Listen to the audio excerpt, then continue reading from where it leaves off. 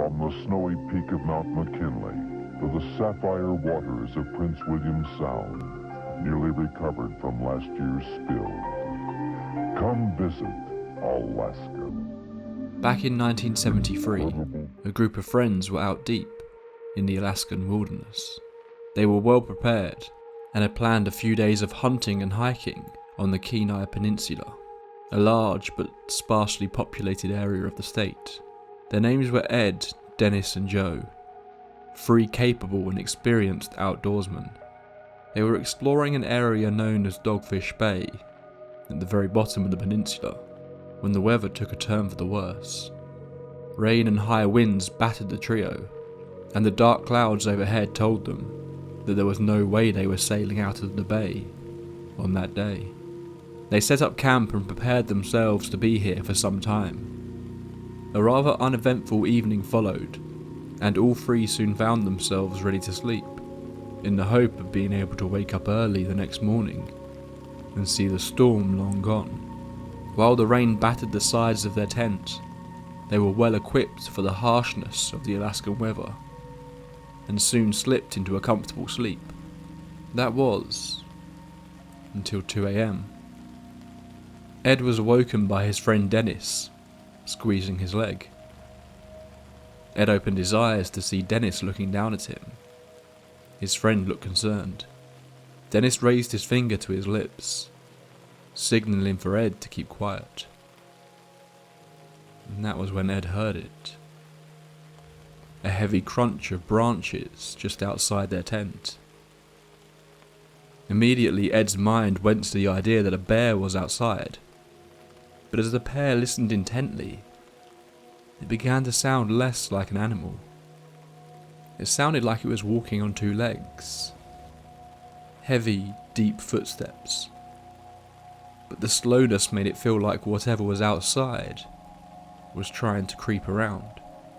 The footsteps appeared to be moving around, directly outside their tent, circling them.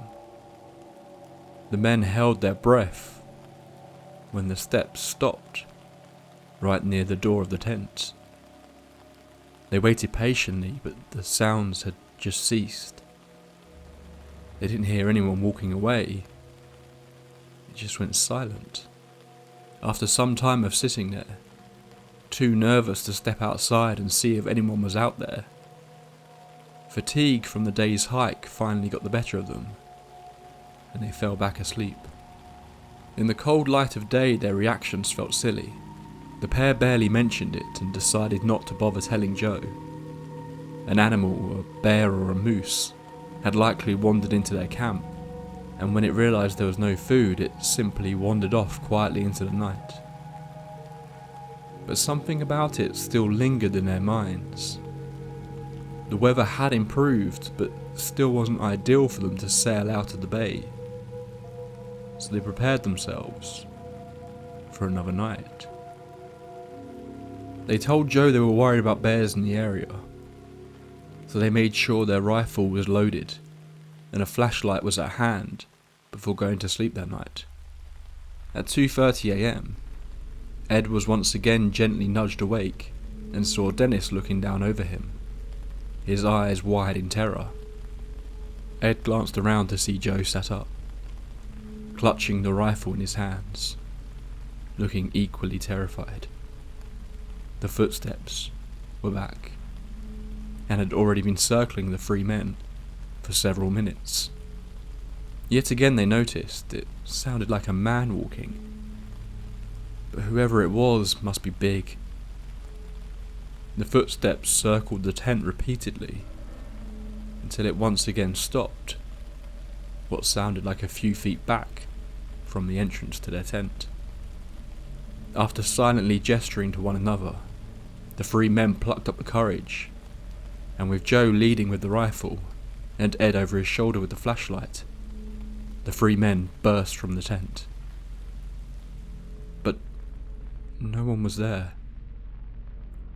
All they were met with was the darkness of the Alaskan forest, and an eerie silence.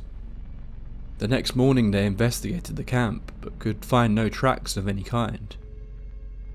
Unhappily, they were forced to spend a third night camped in the bay. This time they spent the majority of the night awake, waiting for the visitor to return. But they never did. The trio crawled out of the tent at dawn, realised the bad weather had completely passed over, and quickly packed up their belongings. Rather than heading to their next destination, the three men quickly returned home instead. They never spoke about their experience. How could they explain it to anyone? They heard some heavy footsteps, but no one was there. They were cold, wet and tired. The winds and rain were bashing their tent all night. Maybe it was just their minds playing tricks on them, or something explainable. It wasn't until 6 years later that Ed found himself with a copy of an old Alaskan sporting magazine from a few decades ago. He was flicking through when an article caught his attention. It was about the area he and his friends had sought refuge in all those years ago.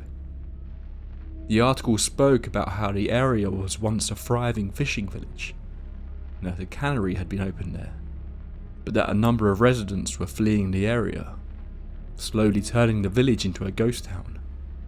The reason?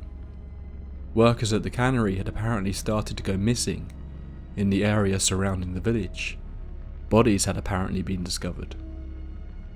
No one knew why it was happening, but the natives spoke of a large hairy man who lived deep within the woods. It was seemingly enough for the workers to flee the once thriving town, with armed security even being deployed to bring the seafood workers at the fish processing plant out. The article was dated 1935. The story was only referencing the first time there was a mass exodus from this area, but it wouldn't be the last. Ed's hands were shaking as he read the article. Had he and his friends encountered this thing in the woods? If they had stepped out of that tent just a few moments earlier? Would he even be alive to be reading this article? Welcome to the Tape Library. Tonight's episode was intended to be a series of short stories exploring the history and urban legends surrounding several infamous ghost towns. But I started writing the first section up and it kind of spun into an episode all of its own right. If you still want me to make an episode exploring different ghost towns, then let me know in the comments below and I'll get to that one soon. I initially dismissed this story as not really being anything that interesting, but the more I got into it, the more fascinated I got. It really is a great mixture of traditional folklore and modern day urban legends, all surrounding a very real mystery. Tonight we're getting into cryptids, unexplained deaths, ghostly apparitions, one-eyed tribes, and the creation of one of the most infamous ghost towns of all time. This is a wild tale and it takes place deep in the Alaskan wilderness. I think this will be a fun one, so get yourself a warm drink, dim the lights, and get comfortable. This is the horrifying legend of Portlock, Alaska. Portlock, Alaska as a story has really gained a lot of popularity over the last few years. On paper, it's such a compelling, haunting tale. A small village somewhere out deep in the Kenai Peninsula, surrounded by dark, unforgiving forests. It's the perfect setting for a scary story, and that's exactly what you get from it. In 1950, the entire village was left empty. The story goes that numerous people were turning up dead in the area, and the entire village fled in terror because of what the locals referred to as the hairy man. It was claimed this man was responsible for the mangled bodies that were showing up in the lagoons, washed down from the streams that went deep into the trees.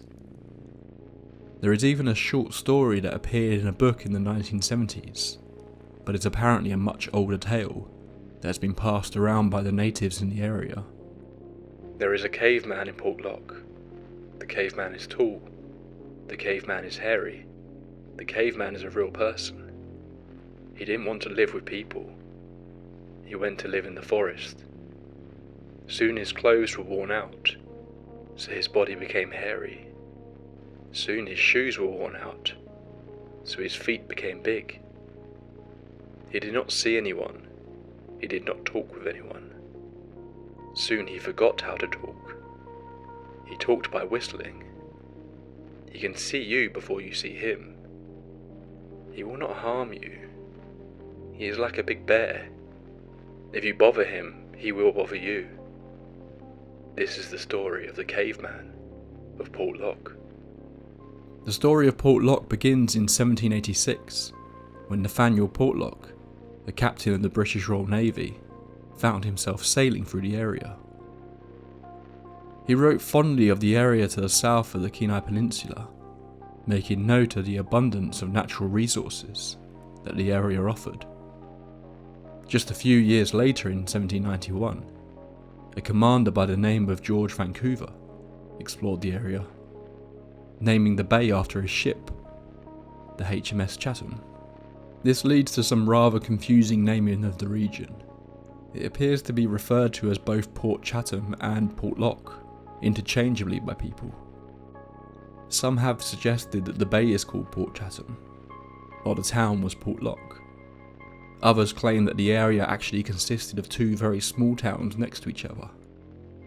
While this doesn't matter too much, I think this naming confusion just goes to show the level of official structure that was in place within this community.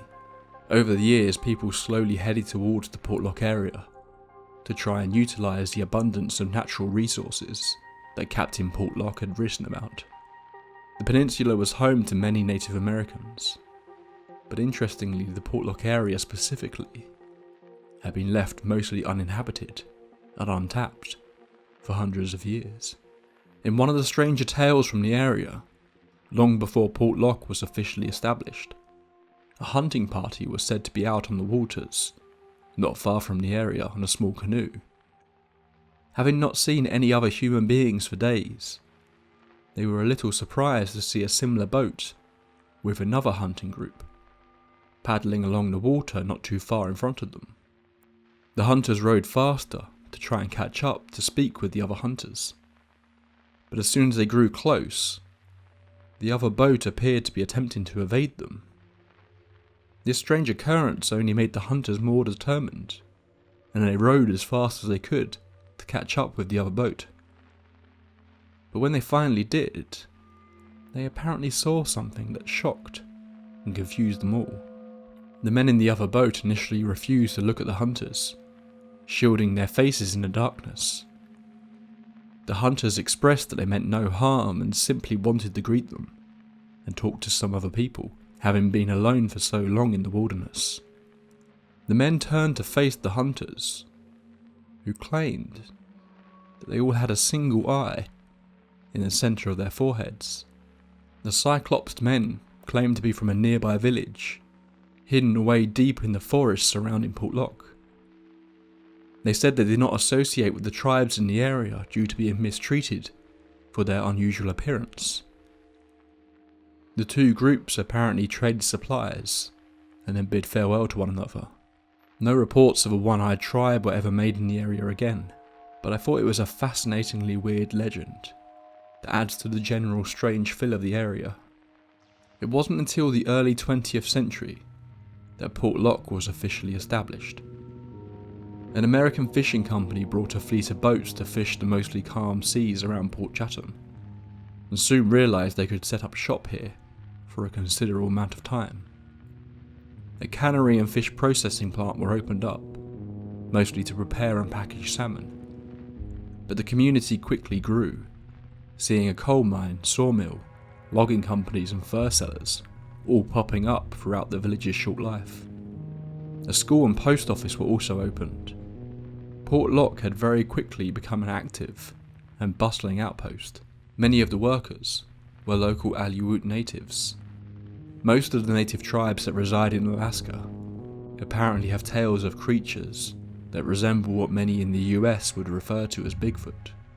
In the areas surrounding Portlock, the creature is known as Nantinaq. There is some debate about what that name would translate into in English, but interestingly it's very similar to the name given to a similar folkloric creature by Alaska's Dena'ina people. Their version is called Nantinaq, which chillingly translates to the ones who steal us. Stories of a wild, hairy half-man, half-beast have plagued the area long before the settlement of Portlock was officially opened. Although as this is mostly just oral history, stories of the creature have either been lost or warped with time. No definitive description of what it looks like or how it will behave is seemingly available. In some versions of the legend, the hairy man, as it's often called, isn't an animal at all, but a man who has somehow transformed into a beast of some kind. The recurring parts of the story, however, always centre around it being very large, walking like a man, and covered head to toe in fur. If such a thing were to exist anywhere in the world, the Kenai Peninsula, an area of Alaska that has been known to produce exceedingly large bears, and gives miles and miles of thick, dense, uninhabited forest to hide in, would likely be an ideal candidate. Many of the residents of Portlock in the early 20th century would have passed these stories off as simply native folklore, a way to convince children to not venture out into the forests that were likely full of very real-world dangers, and those dangers were often large and furry. This all changed in 1905, however. The exact timeline of events in Portlock is tricky to get definitive information on, but seemingly, just 5 years after the official creation of the town, a number of people had gone missing in the wilderness surrounding the area. And this shouldn't be that surprising in some ways. Alaska is a dangerous place, especially in such an isolated area in the early 1900s. However, according to the legend, this wasn't just a case of people going missing.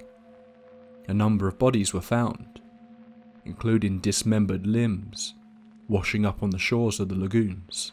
Apparently all of the native workers in the fish processing plant walked off the job that year, claiming they were leaving because Portlock wasn't a safe place.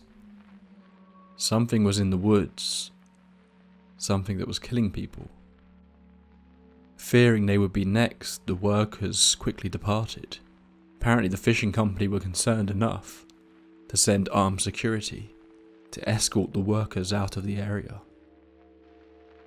This was the story that Ed would read about in a magazine decades later, and would mark the first, but not final, mass exodus from the town. After a year or two, the workers mostly returned to the town, but the whispers of something living in the woods continued. Much as the local natives had for so many years, parents began not to let their children play alone too far from the dwellings and main area of the town. In 1923, a Portlock resident reported a direct sighting of the creature that lived in the woods.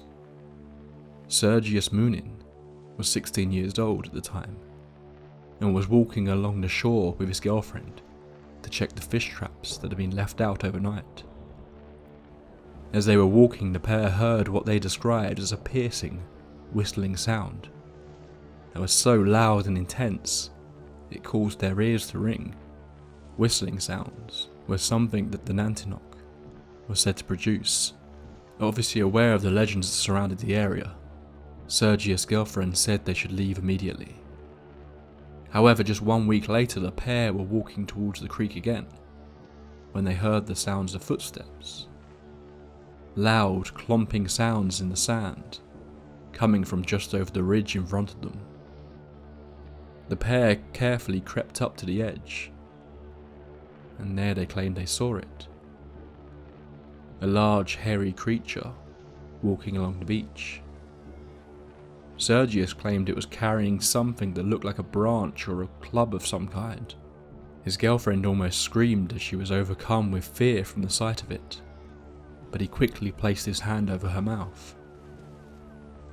They watched the creature walk off into the distance, before disappearing into the tree line. They rushed home to tell their parents what they had seen, but none of them believed them. Around this time, the Anchorage press started reporting stories about the area. Rumours were spreading that a similar creature had been spotted hanging around the entrances to one of the mines, and that trees had been found uprooted and thrown to the ground, or even placed back into the ground, upside down. But the hairy man living in the forest wasn't the only strange tale that appeared around Portlock at this time. The area is often described as being haunted or housing some kind of evil within it, although specifics about what exactly that means are not really available. One native woman from the area spoke of a mysterious apparition of a woman who would appear and disappear on the cliffs that surrounded the bay. She was said to have a long flowing dress, dark hair, and a pale white face.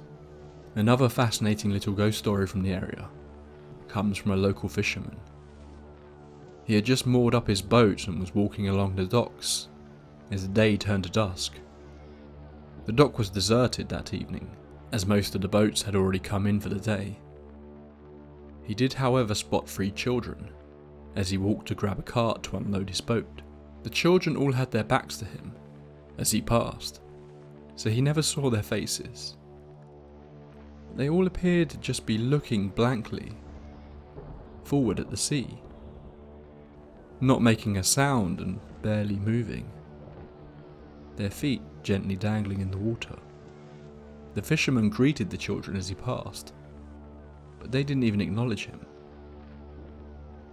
After getting his cart at the end of the dock, the fisherman, likely tired and grumpy from a long day's work, decided he was going to lecture the children for being rude and not returning his greeting. However, as he turned back, he realised the dock was empty. There was nowhere they could have gone other than jumping in the water. But only seconds had passed since he last saw them, and there was no sign of them anywhere. The fisherman claimed he had never seen the children before, and he never encountered them again.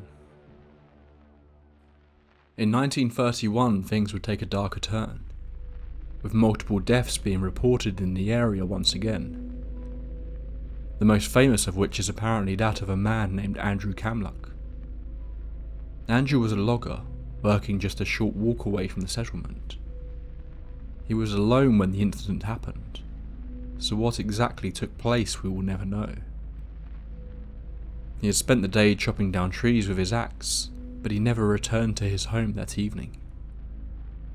The following day, a search party was sent out into the forest, something that was seemingly becoming fairly common for the residents of Portlock. Blood was found splattered around the area, Andrew's body located about 10 feet further away, as though he had been launched in that direction. His head all but caved in. Next to him, dented and blood-soaked, was a large piece of logging equipment, something that no man would be able to pick up and use as a weapon. But apparently, someone did. Around this same time, a prospector had apparently been heading up into the forest each day alone, digging for gold. One day he just didn't come back.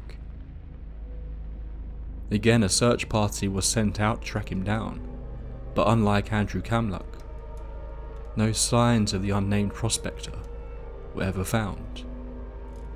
It was like he just vanished into the wilderness. Nearly a decade later, a man named Tom Lawson, the owner of the local sawmill, woke up early and stepped into the cold Alaskan air one morning. He headed down the path from his cabin to the nearby stream to check his fish traps. Still half awake, he was quickly jolted into reality when he approached the creek and saw what appeared to be a bear standing over one of his traps with its back to him. This had become something of a common occurrence for Lawson. His fish were repeatedly being pinched by the animal, and he was pleased to have finally caught it in the act. Before he could leave to go and grab his rifle, however, Tom noticed something strange. The creature was holding the trap in one hand and reaching into it with its other. Specifically, he zeroed in on that detail. Its hand, not paw. He watched it hold the fish up to its mouth before devouring the whole thing. This was no bear. Lawson became convinced this was the creature he had heard so many tales about, and quietly retreated back to his cabin. This creature was potentially responsible for the deaths of multiple people in his small community, and he had a chance to be the hero that not only brought it down, but could prove to the world that whatever the hairy man was, he really did exist. He grabbed his rifle and then quickly rushed back down the path to the stream. It was still there, hunched over the trap, eating another fish. Lawson managed to creep up relatively close to the creature. Close enough that he felt he could make the shot. But as he clicked the hammer back, the creature spun around, locking eyes with the man. It was at this point Tom, however, got to look at its face. Its all too human face. A wave of compassion hit Lawson. Unsure how the creature would react, he kept his rifle trained on it as he backed slowly up the path. He turned to run back to his cabin when he looked over his shoulder back at the creek, and the hairy man was gone. Throughout the 1940s, various rumours of local hunters going missing in the forest continued to spread. There were reported sightings of tracks, some as large as 18 foot in length. No one knows what exactly happened in 1949, but something took place that apparently saw the community give up on Portlock once and for all. It is said that almost overnight, pretty much the entire population of the town packed up and left, leaving only the postmaster behind, who stayed alone in the post office for an entire year more, before himself giving up and leaving. The last remaining citizen of Portlock left, and no one would ever call the town home ever again. Nature has since reclaimed the place, leaving behind just remnants of a once thriving fishing community. This is the commonly reported story of Portlock and Port Chatham, but how much of it really happened? The official story of what brought about the abandonment of the town is much more mundane.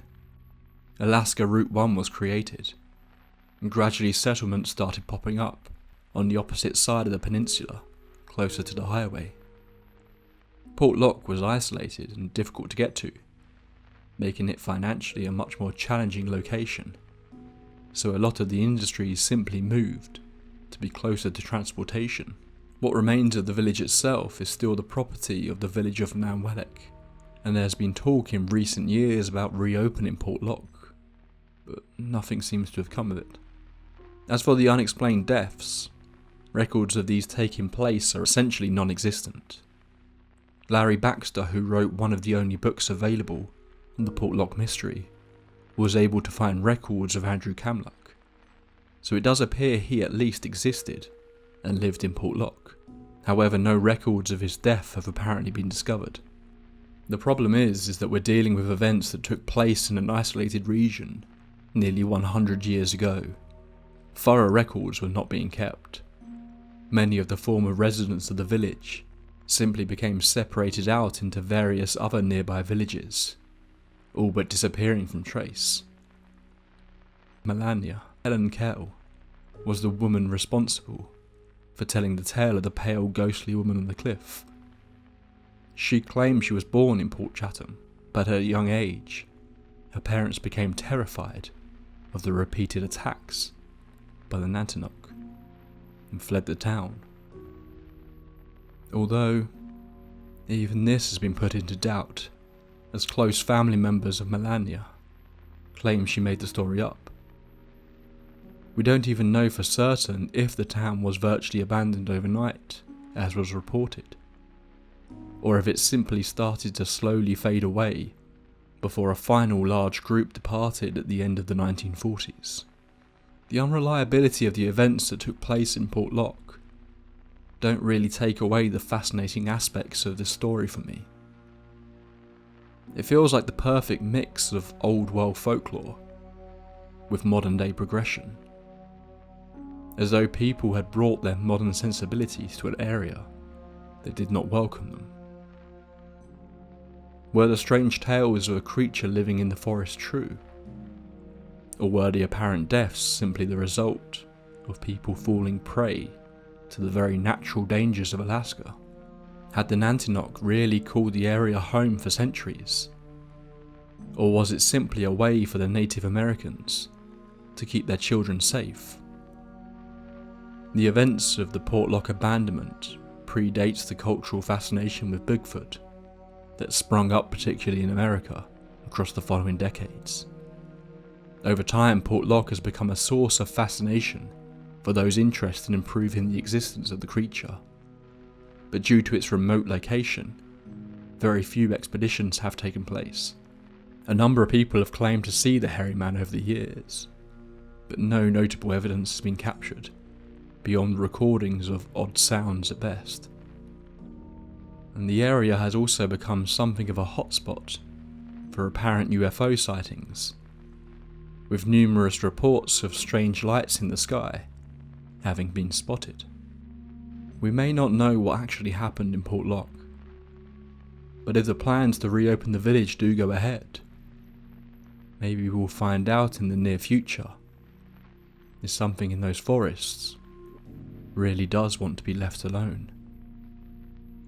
That's all for this entry into the tape library.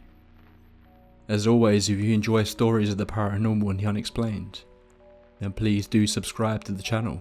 Also, if you would like me to go ahead and do that proper ghost town episode, then please let me know in the comments below. I'm not 100% sure what the next episode will be yet, as I'm working on a few different scripts, but over the coming weeks we'll likely be delving back into the world of cursed films, and I have 2 episodes covering some very interesting haunted houses planned. I know you will love those episodes. Until next time, pleasant dreams.